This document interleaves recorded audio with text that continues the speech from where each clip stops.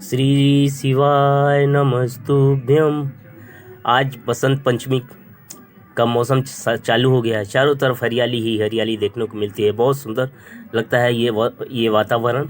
और साथ ही आज 26 जनवरी सरस्वती पूजा भी है और गुप्त नवरात्र भी चालू होता है, इसलिए माता का देवी का वंदन अभिनंदन करते हैं। तो आप सभी को सरस्वती पूजा और गणतंत्र दिवस की हार्दिक शुभकामनाएं। और आगे सुनते हैं प्रदीप मिश्रा जी से रुद्राक्ष पहनने का नियम।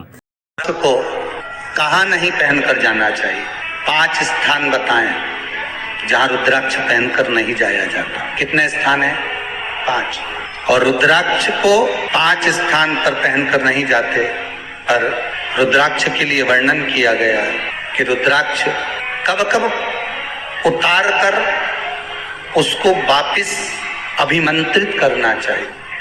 5 जगह पहनकर नहीं जाना चाहिए और रुद्राक्ष को अभिमंत्रित करना मतलब सीधा अमावस्या के दिन, पूर्णिमा के दिन, शिवरात्रि के दिन, श्रावण महीने के सोमवार को, प्रदोष के दिन, ये दिन आपके शरीर में जहां पर भी रुद्राक्ष है, आपके गले में अगर आप रुद्राक्ष पहने हो, आपके हस्त कमल में आप रुद्राक्ष पहने हो, आपने अपने पास में कहीं रुद्राक्ष रख रखा है, तो उस रुद्राक्ष को अमावस्या, पूर्णिमा, शिवरात्रि या श्रावण का सोमवार या प्रदोष आदि इस दिन उस रुद्राक्ष को एक बार दूध में धोने के बाद उसमें थोड़ा सा सरसों का तेल अवश्य लगाना चाहिए।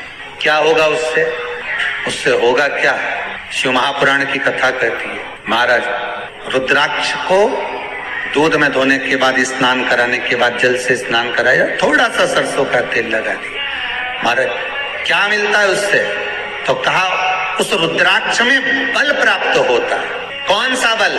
जो शरीर के अंदर बीमारियां बढ़ती हैं, उस बीमारी को वो रुद्राक्ष धीरे धीरे समाप्त करना प्रारंभ कर देता है। पर एक और चीज याद रखना, जिस रुद्राक्ष के पानी को आप बीमारी के समय पर गलाकर पीते हो, उसमें सरसों का तेल नहीं लगाना। उसमें सरसों का तेल नहीं लगाना।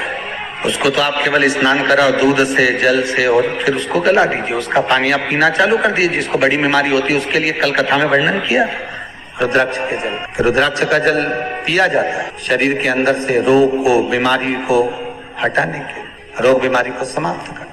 तब 5 स्थान बता दिए, 5 जगह बता दी, 5 स्थान निश्चित कर दिए जहां पर रुद्राक्ष को पहनकर नहीं जाना।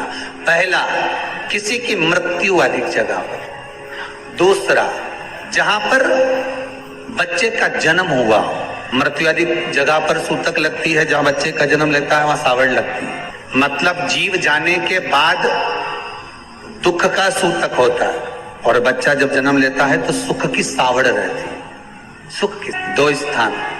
तृतीय स्थान, तीसरा स्थान दिया जहां पर वैश्यावृत्ति होती हो या महाराज मदिरा का पान होता हो, उस स्थान पर रुद्राक्ष को नहीं ले जाएगा। चौथा स्थान रुद्राक्ष के लिए कहा गया, जिस स्थान पर आपको ज्ञात नहीं है और आपको लगता है कि ये स्थान अज्ञात है, यहाँ पर कई जगह पर कुछ जीवों की हत्या हुई है या किसी जीव को नष्ट किया गया है, उस स्थान पर रुद्राक्ष को नहीं ले जाना चाहिए। 5वां, महाराज आपके रुद्राक्ष का जहां अपमान हो रहा है, अपमान से समझ में आ रही है ना आपको बात? एक आय को ढोंग प्रपंच में पढ़ा है, कौन ने कहा इतने रुद्राक्ष धारण कर ले?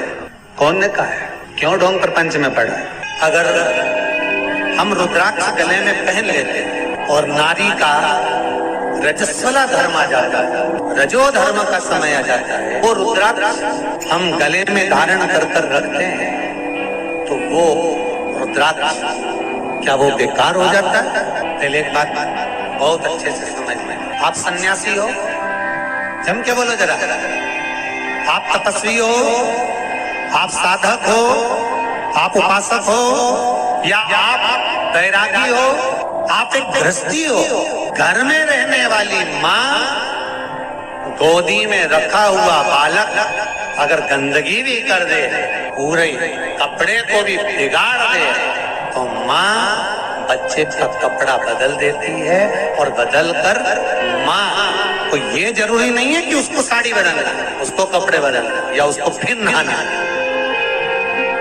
बच्चा जब गोदी में होता है तो माँ की गोद में कितनी बार भी गंदगी कर दे, फिर माँ अपने कपड़े बार बार नहीं बदलती, उसी कपड़े से काम करती रहती है, उसी कपड़े से सेवा करती रहती है, उसी कपड़े से भगवान का पूजन भी करेगी तो भगवान स्वीकार करेगा। क्योंकि मातृत्व के लिए, माँ के लिए, नारी के लिए छोड़ दिया गया है कि तुम पर हाँ, आप अगर पूजन करने बैठ रही हो तो आपको ये 7 दिन पूजन नहीं करना। पर रुद्राक्ष अगर आप पहन रहे हो, रुद्राक्ष अगर आप धारण कर रहे हो और अपने जीवन की सार्थकता के लिए स्वीकार कर रहे हो, जैसे तुलसी की माला और रुद्राक्ष की माला गले में पड़ी रहती है, तो ये कंपनी का ट्रेडमार्क होता है कि तुम कौन सी ब्रांड के हो। ये कंपनी का ट्रेडमार्क है। तुलसी की माला पहनकर प्राण छूट गए तो वैकुंठ चले गए, और रुद्राक्ष की माला पहनकर प्राण छूट गए तो कैलाश धाम चले गए। ये कंपनी का ट्रेडमार्क। छोटे रुद्राक्ष की माला, छोटा जो रुद्राक्ष होता है उसकी माला, कैंसर का जो मरीज होता है, अगर वो फर्स्ट स्टेज का कैंसर भी है, छोटे रुद्राक्ष अगर अच्छे हैं, 3 मुखी से लेकर 5 मुखी, 7 मुखी, 9 मुखी, 11 मुखी छोटा रुद्राक्ष मिल जाए, उसकी माला अगर पानी में डाल दी जाए और उस पानी को वो मन का ही डाल दो, उसी का पानी थोड़ा थोड़ा कैंसर के मरीज को सुबह दोपहर शाम श्री शिवाय नमस्तुभ्यम का जाप कर कर, पंचाक्षर ओम नमः शिवाय का जाप कर कर, शंकर शिव का नाम लेकर, महाकाल बाबा का नाम लेकर, विश्वेश्वर विश्वनाथ का नाम लेकर, केदारेश्वर का नाम लेकर, 12 ज्योतिर्लिंग का स्मरण कर कर अगर वो आचमन करना प्रारंभ कर दे तो कैंसर रोग में भी आराम मिलना प्रारंभ। केवल आचमन ही नहीं करना है,